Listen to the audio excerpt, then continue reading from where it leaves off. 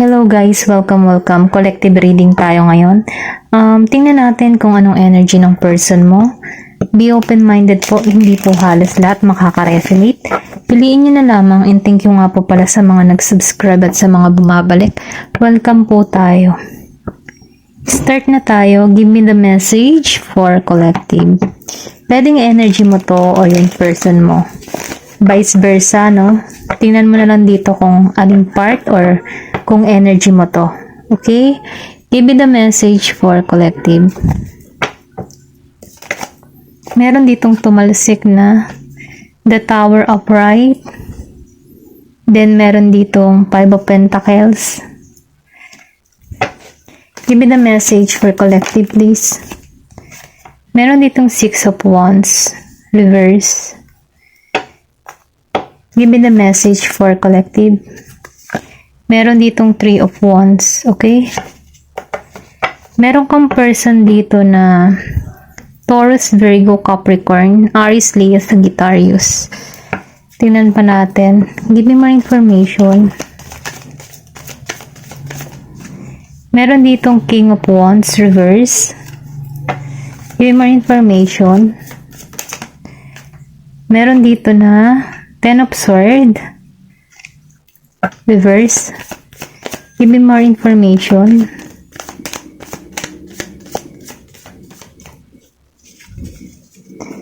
Give me more information.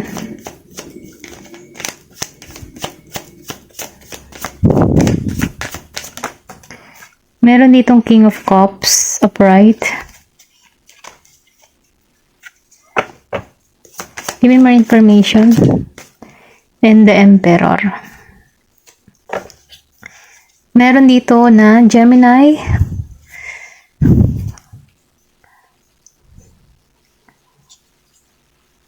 Okay.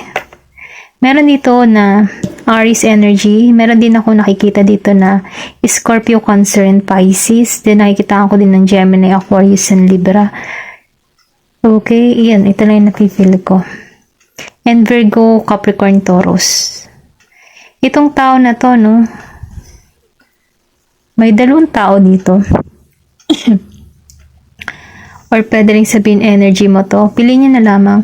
Meron ako nakikita dito na pangwasak, okay? Meron ditong freedom or meron ditong paglaya, ano? Nakikita ko rito na meron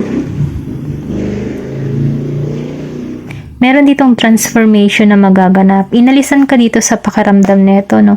Kasi nakikita ko dito na merong bagong parating or bagong simula na naghihintay sa'yo. Kasi nakita ko dito na may natapos. Then dito, no, sa Five of Pentacles and Six of Wands reverse. Then sinabayan pa ng Three of Wands. Meron ako nakikita dito na naka-stuck sa sitwasyon, okay? Yung tipo ba na hindi niya maalisan yung kanyang sitwasyon, nahihirapan siya, nakatuon siya sa mga negatibo. Pero ganun pa man, ano, pinabubukas sa tao nito, nabuksan yung kanyang kaisipan kasi maraming naghihintay sa kanyang oportunidad, or pwede rin sabihin na kung magiging siyang positibo sa pag-iisip at magiging siyang practical, ano, maraming positive or maraming parating na naghihintay sa kanya. Siya lang din yung susi, ano, kung paano niya maalisan yung ganitong pakiramdam. Ito lang yung nakikita ko. Kasi meron ditong natapos eh. Maybe fresh pa tong nararamdaman niya to, kaya dito pa siya nakatuon. Pero ito yung promising sa kanya. May kalayaan, may freedom. Na kung saan, ano, meron ditong pagkilos. Nafe-feel ko, no, meron ditong nalulungkot.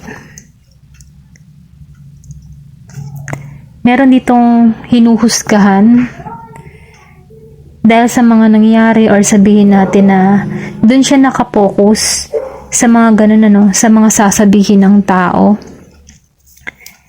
Then nafe-feel ko din dito, no, na meron ditong tutungo or meron ditong magsisimula. Yung tapos na yung paghihintay niya, okay? Nakikita ko na dito na merong action, meron ditong kikilos. Ganun pa man, ano, nakikita ko rin dito na may problema man tong tinatahak tong tao na to.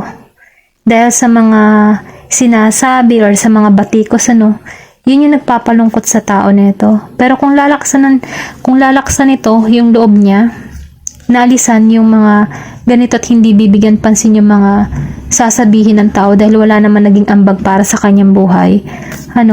Alisan yung ganitong pakaramdam. Kahit may mga bumabatikos or merong mga sinasabi sa'yo na hindi maganda, sinasabi dito, alisan yung ganitong pakiramdam, okay? Kasi meron ditong maganda, may maganda naghihintay. Maraming simula. Buksan mo lang iyong kaisipan. Ikaw din yung makakatulong sa sarili mo. Kung sino man to, itong nalulungkot. Okay? Then, dito, sa Knight of Wands, meron ditong Ten of Swords reverse and Knight of Wands reverse. Meron ditong isang tao, or meron ditong tao na wala siyang makita or wala siyang klaro na makita para sa mga nangyayari or nahihirapan siyang tanggapin sa sitwasyon niya.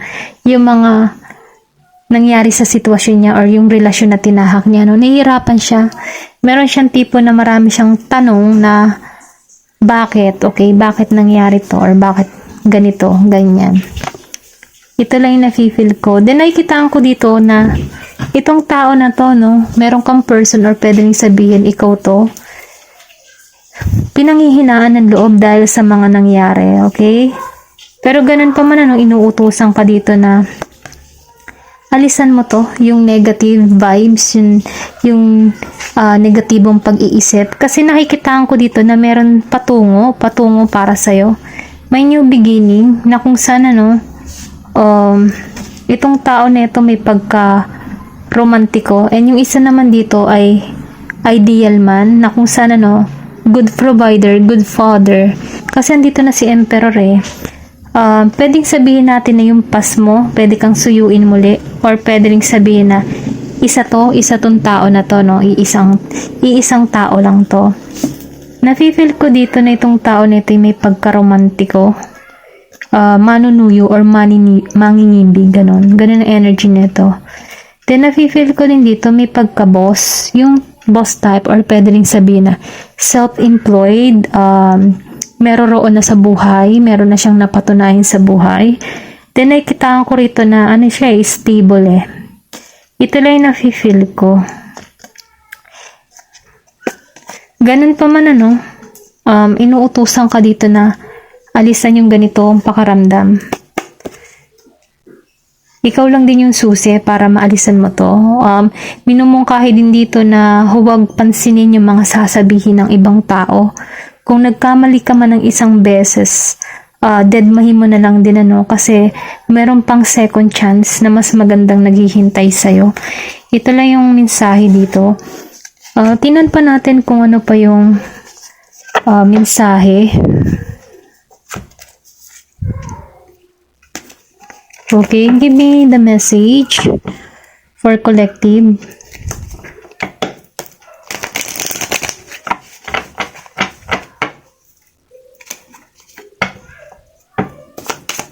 Meron ditong magme-message sa'yo. Napipil ko dito sa Knight of Cups. Meron ka matatanggap na mensahe. Hindi halos lahat Ito lang yung napipil ko. Meron ditong marionette. Nakikitaan ko dito, meron ditong controlling or pwede ring sabihin na feeling mo may kumukontrol sa'yo or parang puppet. Yung bang madali kang manipulahin or sabihin natin na ito yung nararamdaman mo. Parang yung puso mo, hindi mo pagmamay-ari, kontrolado ng tao mo. Ganun lang yung napipili ko dito. Meron ditong 15. Maybe pinanganak ka ng 15 or yung person mo. Basta nakikitaan ko dito may controlling. Then dito sa gift, meron ditong gustong magbigay ng regalo sa'yo. Meron ditong 36. Na kung sana meron ditong promotion kung sa trabaho or merong oportunidad na parating sa'yo, may bagong offer. Kung bubuksan mo na yung kaisipan mo dito, darating yung offer, mga biyaya para sa'yo. Give me more information. Meron ditong family. I think meron ditong nasira yung family, or pwede rin sabihin na ito yung gusto mong mangyari, magkaroon ka ng masayang family na kung saan may equal and balance, may bonding, okay? Give me more information. Or pwede rin sabihin na ex-wife mo na to, or ex-husband mo, or ka-live-in partner mo, no? Na nagbibigay sa'yo ng ng masayang pamilya. Pero ganun pa man, meron ditong controlling. May nangungontrol sa sitwasyon, or pwede rin sabihin na meron ditong nangyari na hindi naging mabuti para sa'yo. Kasi may nakikita ako dito na family.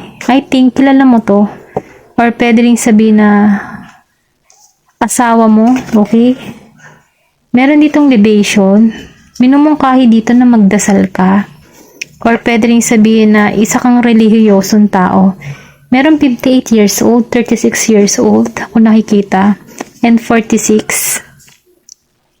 Kung makikita mo, meron dito ako nakikitang 666. Tingnan nyo na lang yung angel number 666.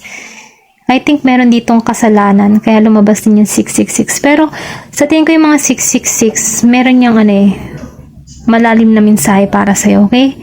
Ito lang yung nakikita ko. Meron ditong tukso na nangyari. Tingnan pa natin na sinasabihan ka dito na magdasal, manalangin, tulungan yung sarili, or pwede rin sabihin na meron ditong relihiyoso. Origin. Lumabas ang origin. Nakikita ko dito na sundin mo daw yung intuition mo, okay? Sundin mo yung inner voice mo. Sundin mo yung sarili mo, yung tumatakbo sa kaisipan mo, yung mapapabuti ka. Kasi nakikita ko rito na meron ditong gagawin kang simula or bagong simula na kung saan mag-uumpisa ka na meron kang paglago na naghihintay sa'yo. Kasi kung makikita mo, dito nagtanim siya. Then nafe-feel ko din dito, sa isipin mo yung yung kung saan ka magaling, kung ano yung talent na meron ka, dun ka mag-focus. Meron ditong 22 years old. Give me more information. Self-love. Sinasabihan ka dito na mag-self-love ka, or pwede rin sabihin na pagtuunan mo muna yung sarili mo, mag-healing. Then nakikita ko rin dito, yung iba sa inyo, may independent, nakatuon siya sa kanyang stability, sa kanyang pag-unlad bilang isang individual na tao. Then nafe-feel ko din dito na meron dito nag-healing, self-healing, or ito yung sinasabi sa'yo, mag-healing ka.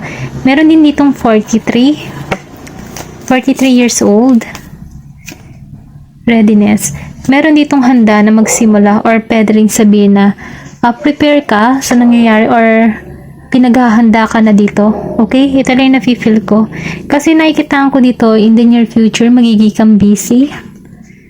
Marami kang dadaluhan, or marami kang trabaho, na tatrabahuhin.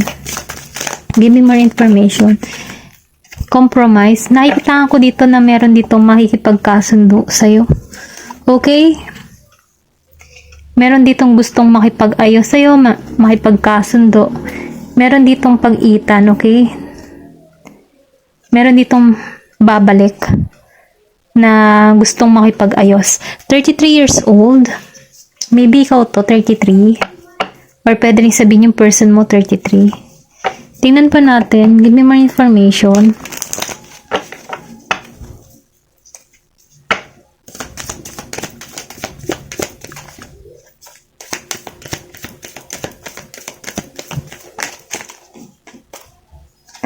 Meron ka ditong hammer, sabotage. Meron ditong sumabotahe. Okay? Kaya lumabas siguro tong marionette. Meron ditong naging controlling, sumabotahe. May third party. Okay? Na kung saan sinasabi dito na wag nang ulitin, or natututo ka na. Okay? Or kung hindi ka pa natututo sa mga experience mo, ito yung sinasuggest sa'yo, na wag mo nang hayaan yung sarili mo na nalokohin ka, kontrolin ka. Kasi nakikitaan ko dito na meron ditong pagbabago, meron ka ditong sisimulan, merong magandang naghihintay sa'yo. Then nakikitaan ko dito new, Dalawa yung parating sa'yo. Pwede yung person mo at yung present. Okay? Or pwede rin iisang tao lang to. Yung energy. Give me more information. Meron ditong Cupid arrow. Sinasabihan ka dito na magtiwala ka. May pag-ibig na darating sa'yo. Okay? Kasi ito yung dumating eh. Yung si The Emperor and Knight of Cups. Sa tingin ko dito, meron ditong sorpresa na hindi mo akalaing darating to sa buhay mo. Then, sinasabihan ka dito, or kung sino man to, no, sinasabihan dito na huwag kang mag-alinlangan, magmahal muli, okay? Huwag kang mag-alinlangan, makipagkilala muli sa iba. Give me more information. Meron ditong heart with the key. Then, sinasabi dito, no, na i-welcome mo ang pag-ibig. Meron dito isang tao na magbubukas muli ng puso mo. Na kung saan, no, may pagka perfect kayo para sa isa't isa. May chemistry. Give me more information. Paradise. Sinasabi dito sa paradise, ano, na magiging kang masaya sa tao neto. May pagka-playful, or pwede rin sabihin na may experience mo ulit yung kilig or yung parang teenager ka. Okay? Ito lang yung nafe-feel ko na kung saan, ano, may paglago, may paglawak, may pagmamahalan na kung saan magiging kang masaya. Ito lang yung nararamdaman ko. Tingnan pa natin kung ano yung pinaka gabayan, no? Kung ano yung payo. Give me more information. Ano yung payo para sa'yo?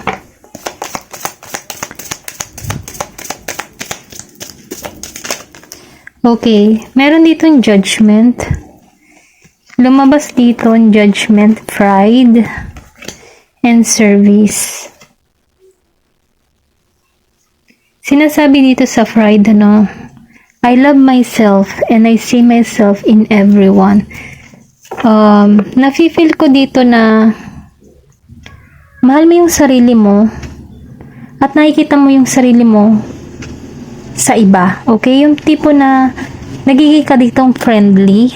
Then, nafe-feel ko din dito na magkakaroon ka dito ng bagong pananaw na kung saan, ano, matatanggalan mo yung pagiging pride mo, or sinasabihan ka dito na alisan yung pagiging pride kung alam mo namang hindi ito makakabuti para sa'yo, okay?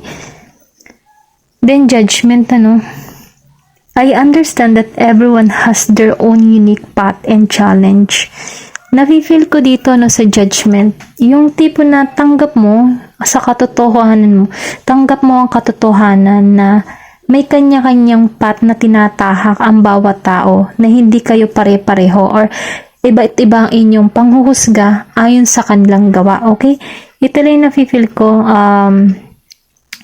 bago manghusga, no, balabalansehin muna yung sitwasyon, okay? Ito lang yung nararamdaman ko dito. Then, nafe-feel ko din dito, ano, na meron ka ditong pagiging unique kung paano ka humusga sa isang tao, okay?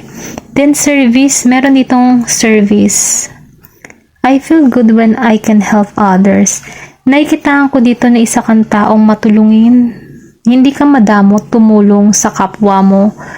Hanggat kaya mong tumulong, gumagawa ka ng paraan para makatulong sa nangangailangan. Ito lang yung nakikita ko.